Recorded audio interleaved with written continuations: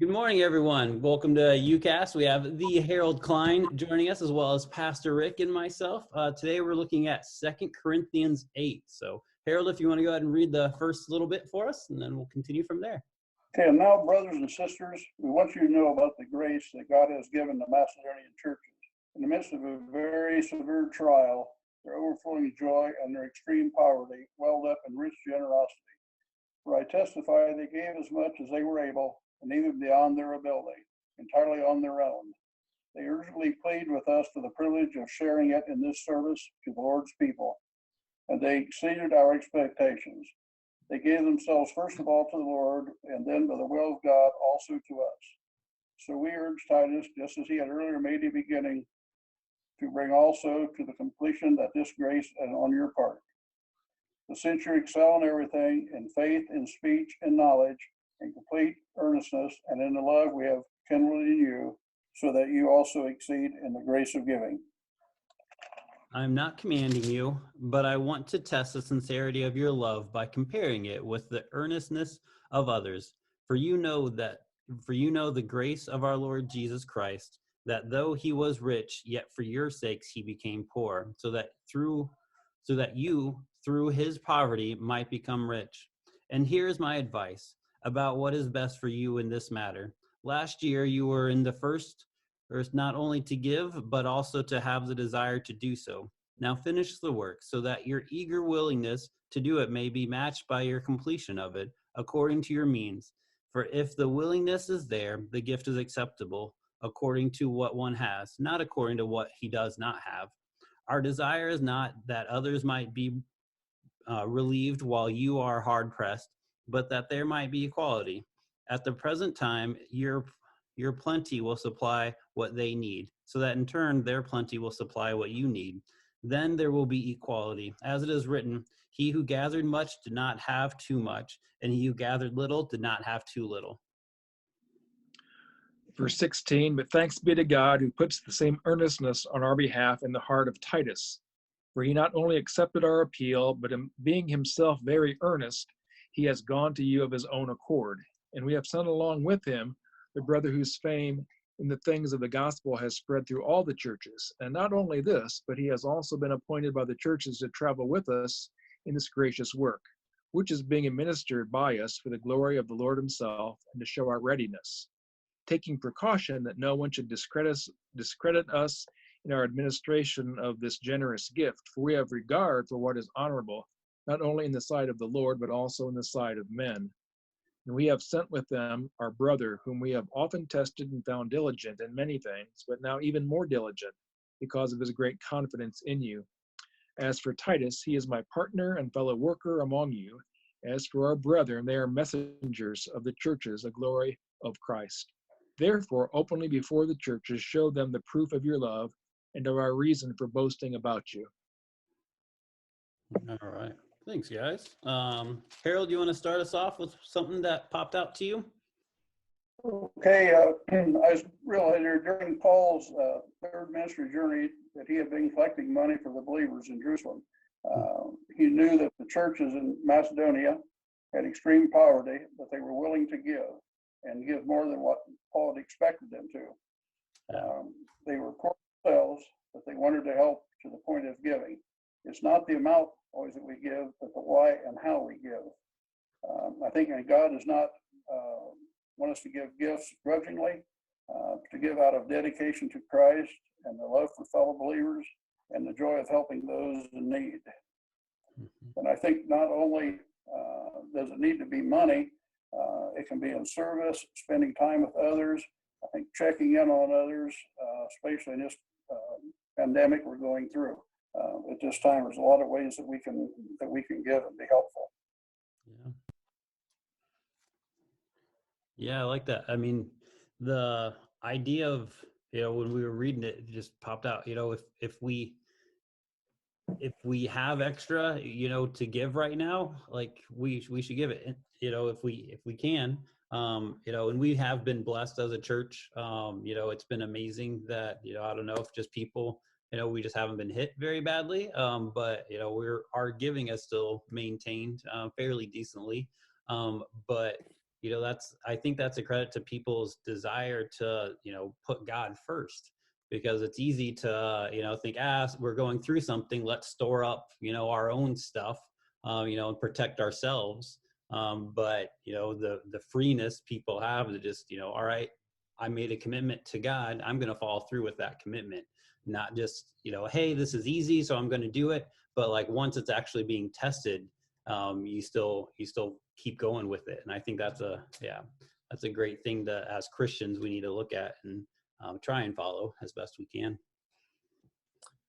Yeah. Verse 2, it says, they had this great affliction, but they also had an abundance of joy. And knowing that just because we are afflicted or going through hardship, that doesn't mean there's any reason for us to have any less joy. Here they have an abundant joy. So, these things can go together, and they should go together. And if they don't,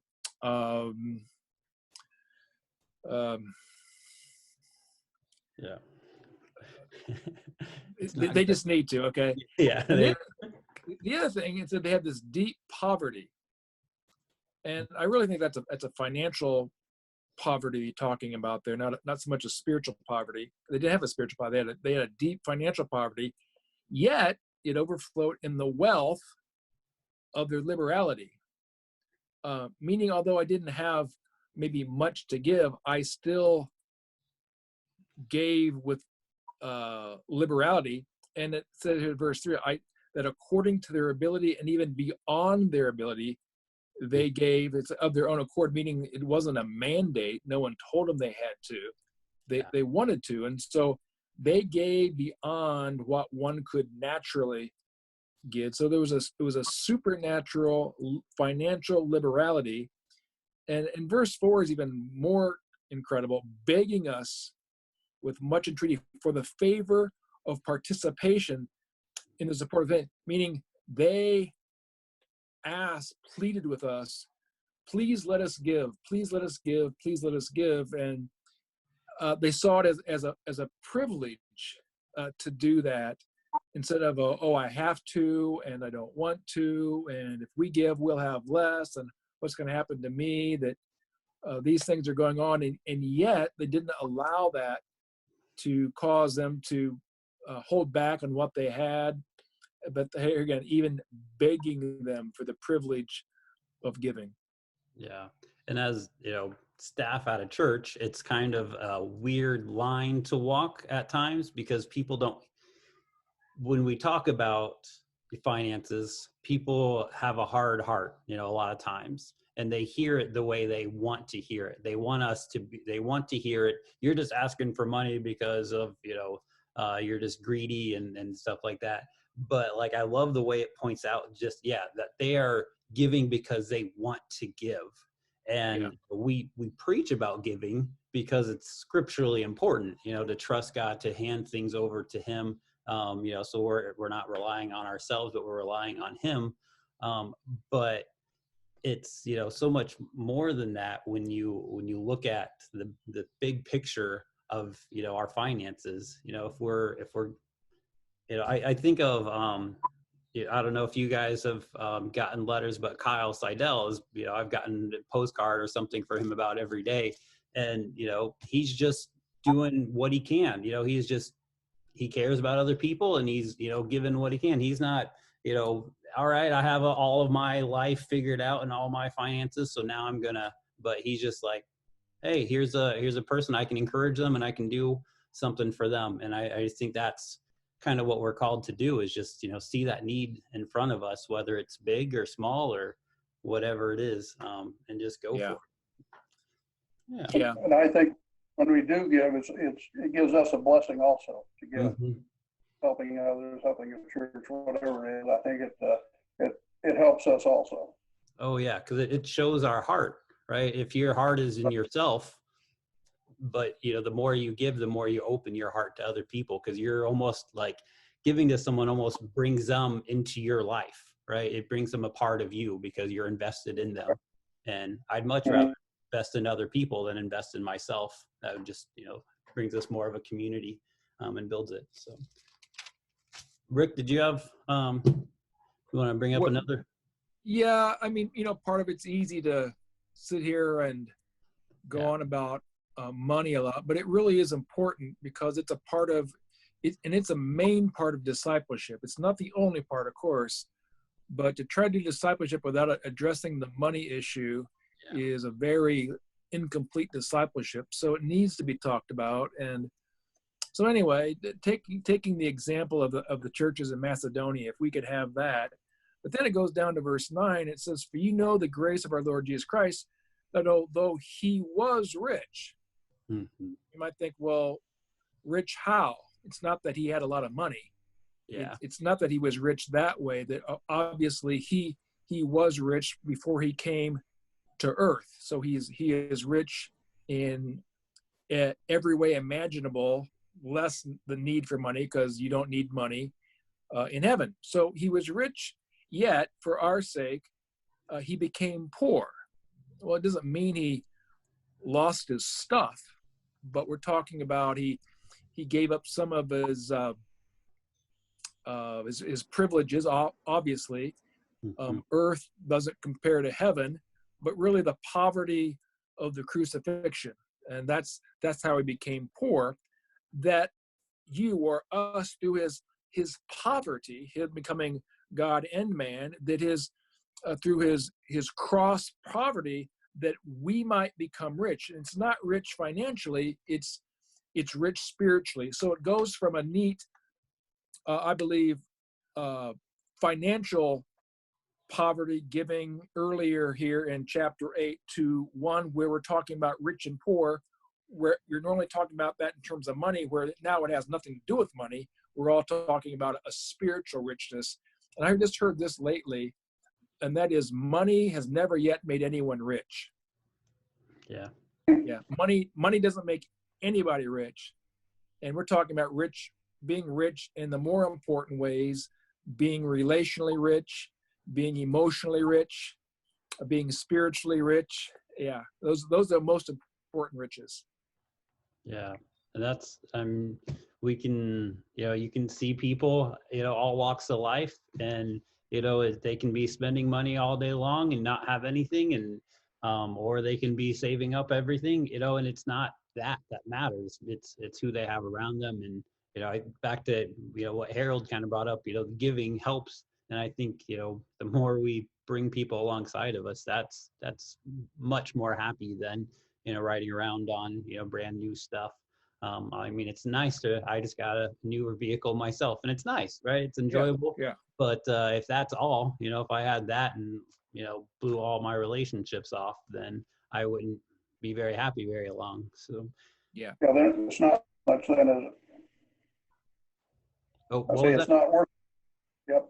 Yeah, it's not worth it. Yeah, and it's Rick, your point of it is that puts it in that perspective, right? He gives the example of the earthly thing, and it's probably the Corinthians were asking him, like, hey, how do we give, and some questions about, tithing. Does it, is it part of my stimulus check? Do I need to tithe from that? Do I need to tithe my tax returns? They're asking him these questions, and he kind of answers a little bit there with financial things, but then puts it in that perspective of like, hey, this is the big picture.